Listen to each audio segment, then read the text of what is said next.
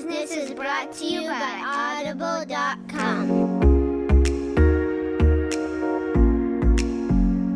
Hi, everybody, and welcome to this week's episode of Married with a Business. I'm Craig. And I'm Allison. And we're Married with a Business. We're here to share tips, tricks, stories, interviews of what it's like to be a married couple that own and operate a business together. And we've been doing the podcast for 5 years now. Yes, we are chipping right along, apparently. Yeah, I know. We have lots to say. We do. Anybody who knows us knows that we have lots to say. But we also really like talking to people and hearing their story and how they are winning or how they overcame not winning and how they got to be doing what they're doing. So I think that, for me, not just sharing what's in my head, but that is what's really exciting. Yeah, it's always fun to talk to people and hear more about people. Speaking of people, our little people, our kids, we don't have them today. No, it's Sunday, and I have dropped them off at school.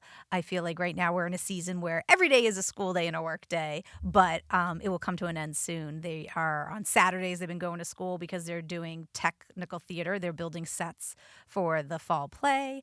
Today, they're up at school because it is open house day, and they are giving tours and meeting with potential new students, and then they're going to do robotics.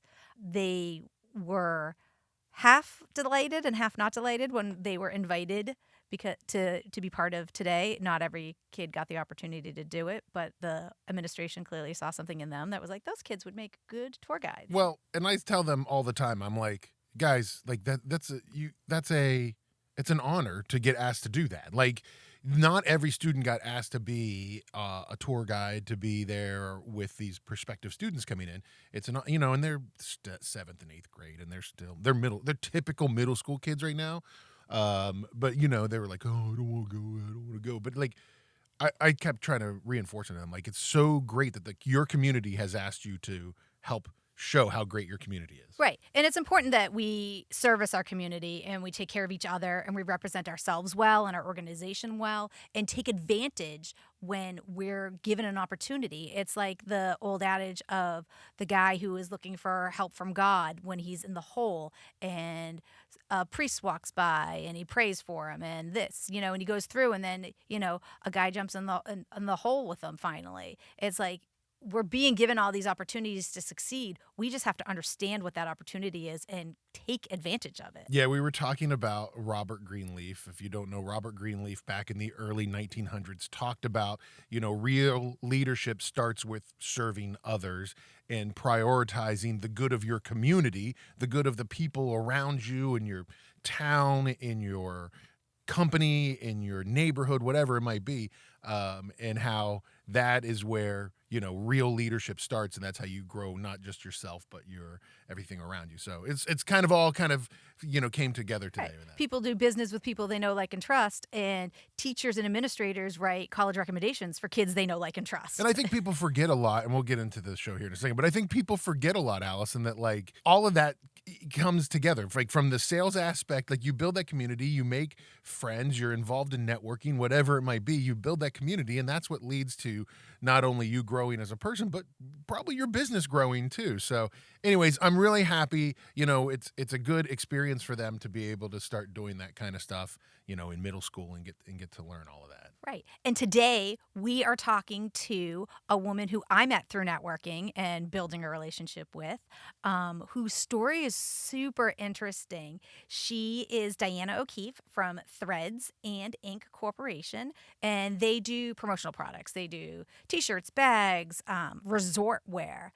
And the cool thing about Diana is they're a family-owned and operated business, obviously. They've been doing it for over 30 years, and they offer custom embroidery, screen printing, and promotional items. But what's cool about her story that she's going to share with us is that she started working in a business with her family, her mom and dad, and then when her mom and dad wanted to retire and move on, she and her sister were in the business. They decided to split ways. They're both still doing the same thing, but they're running their own businesses. So Diana built a new business on her own. And then when her husband retired, he came into the business. And so she's got a little bit of everything to share with us. Yeah, so take a few minutes and listen to Diana Okeefe from Threads and Ink.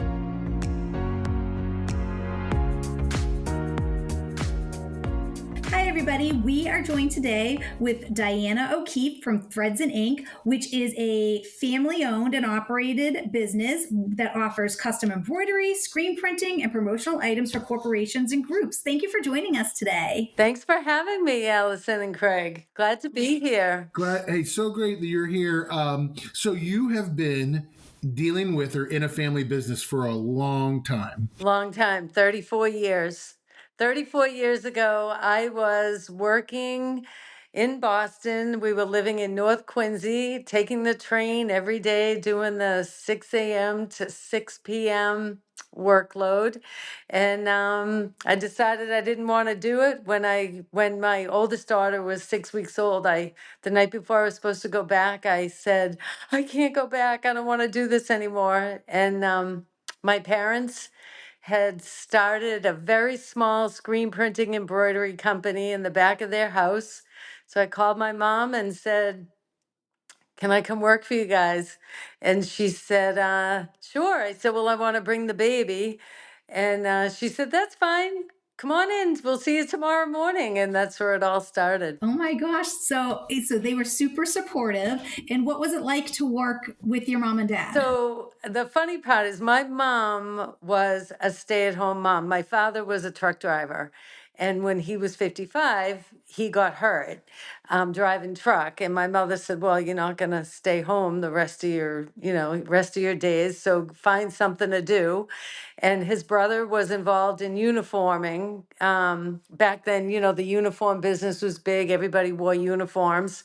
And so he started screen printing T-shirts and bringing them into Southie and, giving them out, selling them at bars. And so when I started the next day, my mother taught me how to run this embroidery machine. And then she said, here you go, I'm out of here. That was it for her. So what was that like? Where did you feel like, oh my God, she just left me here to figure this out? Or Yeah, that's exactly what I did. But she was helping me babysit the kids while I was doing the work. While I was working, she would stay and, she would babysit and I would work at that time, I was embroidering the shirts. My father was packing them up and he was going off and selling them. And we grew. My sister came to work with us because I had a marketing background. So I started like pushing, like I'm saying, oh dad, we can really do something with this. And he didn't, like I said, he was a truck driver, so he wasn't, all for it. But so my sister came in and she started working with us and I started going out selling and then she was running the machines. So we grew the business to we moved it out of the house. My mother came back and started working for us again. And she was actually she was doing the book. what did you learn? What did you learn from working with your sister and your mom and your Oh dad? my gosh. How did you manage that family and work? It was hard. It was definitely hard, but it had its benefits because we were all having kids along with growing the business. My sister was having kids, I was having kids. So we learned what did I learn? I learned a lot of patience. And we did it for 11 years. We grew it to the point where we had 15 employees. We were in a pretty big facility, but then my parents decided to retire and me and my sister didn't want to work together. So that's a whole nother episode. That is a whole nother episode. We also have been through that family transition too. So was that when you decided to go on your own? Yeah, because I had been saying to my husband, and he had been saying to me, I think it's time for you to go on your own. You definitely could do this on your own. And so when my parents decided to retire, it was with the thought that I was going to leave or she was going to leave or whatever. So we basically split the business in half. We went through the customers one by one, and she took this one, I took that one. And I opened up my storefront in Braintree with Joe, my husband. And Wow. And how yeah. is your relationship with your sister? Was not working together a good choice? In the beginning, it was tough. It was hard. It was hard on the whole family because kind of couldn't talk about how her business was doing. We couldn't talk about how my business was doing. But it changed over time. It softened. And it's been since 2010. So both of our businesses are still intact. Yeah, we've both been, yeah, we just kind of, she stays in her territory, I stay in my territory. So I kind of look at it sometimes as like one big business that broke off into two regions. Yeah. Well, that makes sense. Yeah. And then when you went out on your own, Joe, your husband Joe had his own career, and then when he retired, he came to work for you. Is that right? Yeah. So he worked for the sheriff's office and he worked midnights. So he helped me. He would come home from work, he would sleep until noontime, and then he would come in and do whatever I needed him to do. And then I think it was 5 years in, he retired and did the same thing. He did whatever I wanted him to do. If needed him to go deliver, he went and delivered. He cleaned the shirts for me. He did whatever I needed him to do. And how was he good with taking direction from you? No, no, he was no, he wasn't because he was a union guy and I had to keep reminding him, no breaks. We don't get a break every sometimes we work through the night. But he did. He supported me every way he could. No mandatory breaks in a family-owned business. We know that. No I said breaks. to I said to Craig, how would you like to make more money and not work weekends when he came to work for me? So little did he know. Little did I know that it was. Oh yeah, but you have to work all the other hours. So when you guys started to work together more, when he retired and you guys started to work together more, how did that dynamic work and change? It was a big adjustment. But I should actually go back. So I met Joe when we both worked at Lantana in Randolph. I don't know if you remember Lantana. I was a waitress and he was a maitre d'. It was a part-time job. So I kind of worked for him before. So we knew, and he was a supervisor at the sheriff's office. So we knew how each other worked. But it was tough at first, because, a wife can be demanding on, what do you mean? You can't do it that way. And I had my idea of what I wanted this business to be. But he helped a lot. He helped a real lot with that. But it was an adjustment. It took us a while to adjust you know, to who was going to be the leader. Let's put it that way. That's a good way to put it. And you have not a bunch. You have several kids. Did they work in the business? So they helped out. If we had a big job going on, they would come in and help. But they didn't. They all had their own careers at the time. So no, they didn't really work for us unless we had a big job that we needed help. They would come and do shows. So we do custom embroidery in large quantity and small quantity.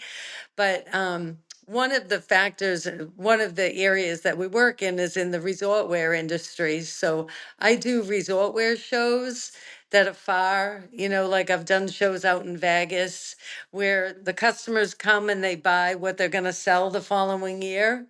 Yeah, and I do a show up in North Conway where all the stores in North Conway, they all come and I have a big display of what I'm selling for that season and they pick out their designs and they pick out their shirts. So sometimes they'll do those shows with me. Okay. Nice. What do you hope that they've seen you work in your family's business, they've seen you kind of start your own business and then work with your husband. Like, what do you hope that they've learned from watching you do all of that? I hope that they've learned that family is so important for all kinds of factors in your life. When we worked in my parents' place, my kids were at nursery school. So we took turns going to pick them up, making sure that everybody was getting time with their kids. We built a little daycare in the shop that was built out of boxes. I mean, we had a guy that came in one day and he had all these toy cars. And we're like, oh, what's that? And he said, oh, they were in my shipment last month, and along with peanut butter crackers, you know. So I hope they've learned that family is really, really important, you know. Well, I think they have. You have what, 10 grandkids now? I have I have 9 now. I'll have 10, 11 next year. That's Wow. amazing. And are you getting the chance to see them? I do. I see most of them. One of them lives out in Arizona, so I make a trip out there here and there. And she came here this summer, for 2 weeks. So I do get to see them. And my shop now, during COVID, I closed the shop in Braintree. Um, my husband passed away, as you know. So when that transition happened, I tried to stay open in Braintree, but there was a lot of things that he was doing for me that I could no longer do.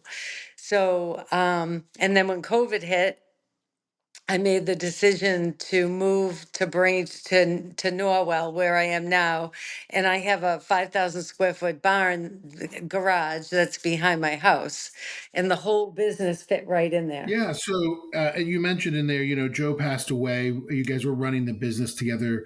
Talk a little bit about that change and how that really affected not only like but your business as well. Well, there was a few things that had happened. He wasn't sick or anything, so we it was a shock when this happened. But he had said to me probably 6 months before he passed, I think you need help. I think you should bring in other people besides me to help, because I think there's things that I can't do that you can't do. It would be good to have somebody in. So I put an ad on Facebook and I asked basically for somebody to just come and work for us, and I was going to figure out the job. And this girl walked in the door and said, I'm what you need. And I said, but you don't even know what I need. And she said, well, just from your ad, because I had said could be filing, could be running to the store, it could be delivering, it could be typing, it could be writing letters, it could be meeting with customers. So like I said, she started 6 months before he passed away, and he was training her to do a lot of what he did. So when all that happened, because I couldn't be there for, probably about a month, I was gone for about a month, where she was handling everything. So she was a godsend that she had come in on that. So it took probably a good year before I could do this on my own again. And then, like I said, when COVID hit, everything. So when I moved to Norwell, everything was new.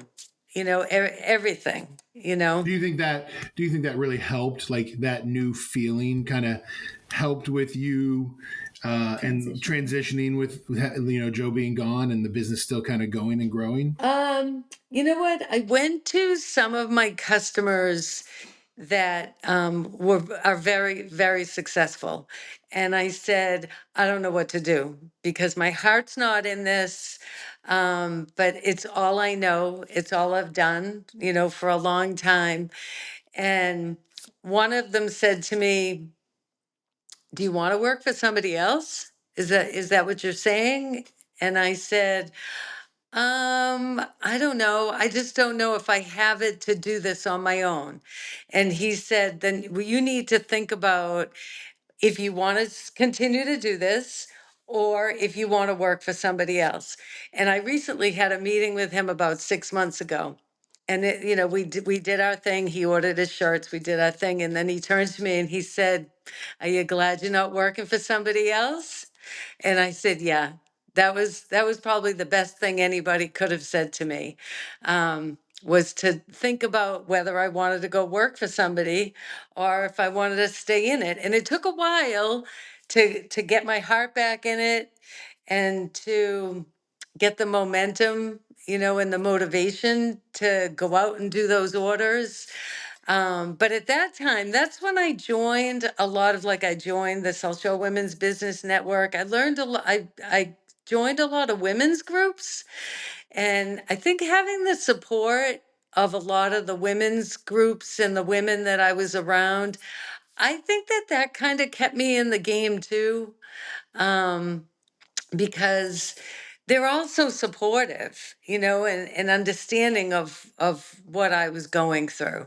You've built a community, you've built a tribe of people around you. Yeah, I definitely did. Where having Joe with me, I didn't need to have that because he was kind of my tribe and my kids were my tribe, which they still are. But when that happens in a relationship, when one passes and the other's still here, you need to find a new tribe, and I did. So I think it's what's kept me going. People ask me now, so because I had thought I'll retire and that will be the end of it. And people ask me now, do you still think about retiring? And I say that now, being in this business for 34 years, and settling into me doing it alone. The girl that worked for me has left, and now one of my daughters actually does what she did. Um, Being in this and doing it on my own and settling in, it's kind of easy now. We're my customers. I have the same customers that come back, back, back. They just give me orders all the time. I don't really have to go out looking for work. That's what keeps me from retiring now. That's amazing. If you had one piece of advice for someone who was trying to decide if they want to be in business on their own or if they should keep going in the family business, what would it I be? think family business is a great if the dynamic is there. Um, working with my sister when it was just me and my sister, when we had a few hires, it was great. It was wonderful. Working with Joe, we had such a dynamic between us that was great. Working with the girl who worked with me, we had a great dynamic. That was great. Working with my daughter now, it's good. But when you don't have that, when you're struggling, when you're going in and you're thinking about not doing it anymore, I say don't do it. If you're not really feeling it every day that you're going in, you're happy to see that person, those family members, that if you're not happy to see them and catch up and, figure out what you're going to do in the day, if there isn't a nice back and forth, I don't think it's worth doing. I think that you're better off on your own. I just want to say that I think you're an inspiration. I mean, just from the fact of I think about it all the time. Allison and I talk about it all the time. We don't know if we could continue to operate our business without one or the other. For me, it's just seems so daunting and scary. And we've been doing this together we've been working together for over 20 years. And so for us, it's oh gosh. And I think it's an inspiration that you've kind of continued on and kept sort of going with it. And just your being able to go from the family business with your parents, which Allison and I have experience with, to, what you went through with your husband and losing him to keep going is just, it's amazing. So it's pretty awesome. Really proud of you. That's Thank really you. awesome. Thank you for that. Because it hasn't been easy. It still has its moments. But I know it sounds cliche, but he would have wanted me to keep going with this because he knew that I was good at what I was doing and that I had a passion for it. So I say that all the time. He would want me to keep doing it, keep going, and you know what? Hopefully you guys live old and just get to retire from what you're doing. I'm sure that's the road that you guys are headed on. Um, because I've said to people, you can't plan for what happened with Joe. You can't plan for that, and you can't even think about it. You just have to keep living your happy life, and working together every day. And you can't plan for that. If you start planning for the bad stuff, you're planning for the bad stuff. You have to always be planning for good stuff. So, is there a book or a resource that has really helped you in growing your business or moving forward in life? Is there something that you think, oh, if everybody could read this, it would be, or do this, it would be great? No, I think that I am now a more spiritual person than I was before. I definitely feel more spiritual than I was before. Um, and I've kind of grown my business just winging it. I've looked at other people and I've said, okay, they're doing that. I'm going to try that. They're doing that. I'm going to try that. And I think that that's what has helped me grow my business, because I'm not I don't just do uniforms for companies, which thank goodness I don't, because if I had, I probably would have failed at COVID. But resort wear stayed busy during COVID because people were still, like buying resort wear.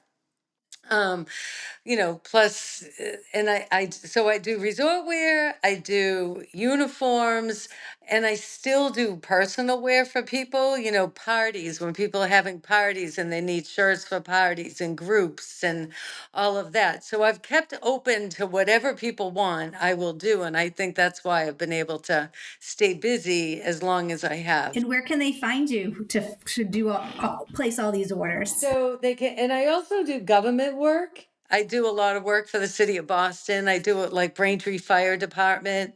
I do the sheriff's office. They've been very loyal to me since Joe passed. I do a lot of stuff for them. They can find me on my email address, can email me, they can call me. I do have a Shopify account that I just opened about a month ago for the Braintree Fire Department, because they've gone that route. They want to be able to order online. And I've fought that. I've really fought the online thing for many, many, many years.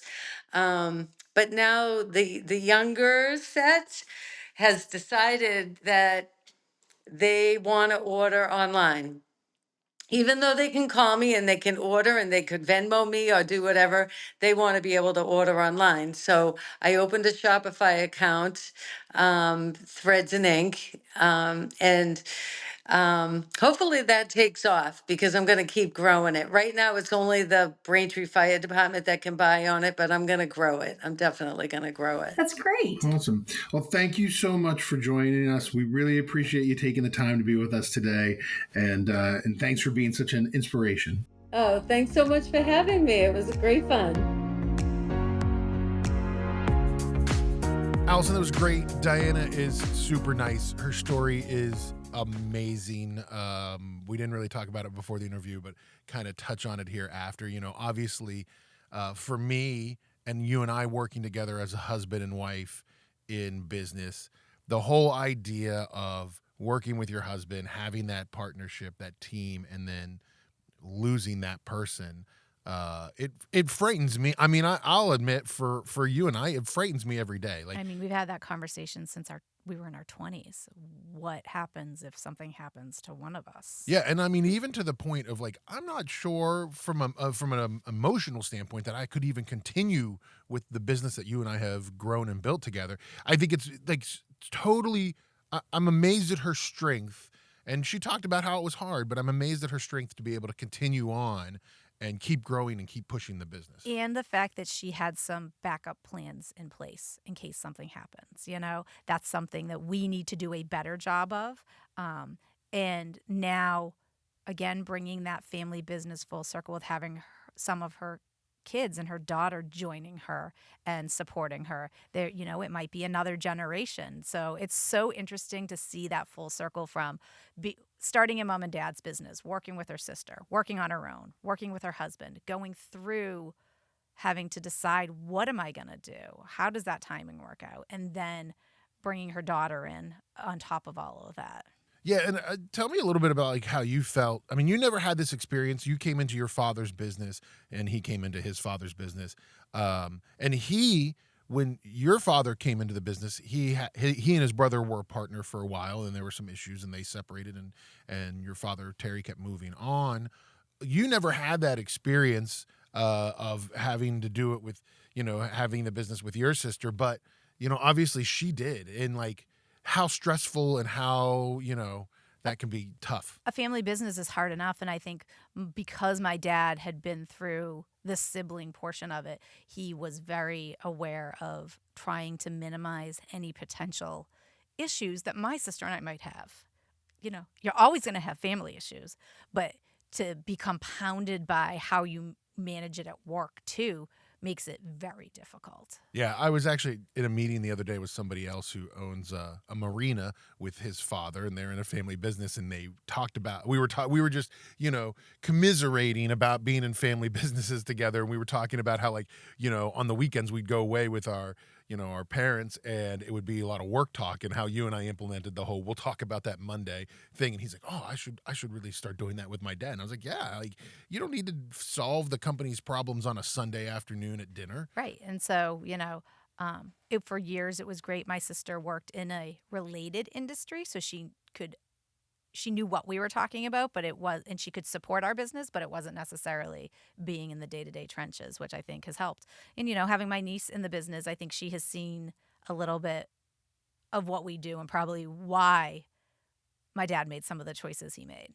So Diana was great. If you get a chance, check her out online, Threads and Ink Incorporated. You can find her on Facebook, Threads and Ink. You can email her, threadsinkcorp@yahoo.com if you're interested in talking to her about getting some embroidery done for your company or whatever it might be. She's a great person to deal with, and we really appreciate her being on the show. Allison, that's going to do it for us this week. But before we go, we should talk about audible.com. You can get a free 30 days of trial of Audible on us. Just go to audibletrial.com. We listen to a lot of books. We've got those every month. You get a little token, and we built a couple up. There were a couple months where we must have not gotten new books, or we were listening to, because they have free stuff on there too. You can listen to some free books. And so we built those up, but they start to dwindle fast if you're not careful. Yeah, not just business books, but the boys and I listen to a book in the car on the way back home after school once we drop off the carpool kids. Right now we're listening to a book about Steve Jobs and his autobiography, and they're starting to get into the behind the scenes of how people grow and develop. And we had recently listened to Bill Gates' autobiography, so it's cool back to back to listen to them because their lives intersect and both books talk about both people. Yeah, I think that's something that people don't think about doing a lot, is like listening to an audiobook, while in the car with your kids, and have them, interact with you on it. Yeah, because otherwise they're on their phones playing Clash Royale or one of those other games, and this gives them a chance to listen, and then we can have something to engage and talk about when a lot of middle school kids are kind of done talking to mom and dad. Yeah, they're sitting in the back seat speaking a foreign language that you don't understand that middle school kids speak now. So check out a good book with your kids in the car. You can get a 30-day free trial of Audible on us. Yeah, so go to audibletrial.com/bizmarried. That's B-I-Z married. Also, check us out online. You can find us online at our website, marriedwithabusiness.net. You can also find us on all the social medias at BizMarried on Instagram. You can search for us on Facebook. Just connect with us there. We always love to connect with people, especially other couples that own businesses, and talk to them about how they do it. It's so interesting. And if you're in the South Shore area of Massachusetts and you visit our website, you'll see events that are coming up that I'm speaking at, and most of those events are open to everybody, so you can click on the links and register and see us in person too. Yeah, so check it out. Find us online. Thanks, everybody, for listening this week. And remember, not only is it important to focus on your business, but also your marriage, because we're married with a business.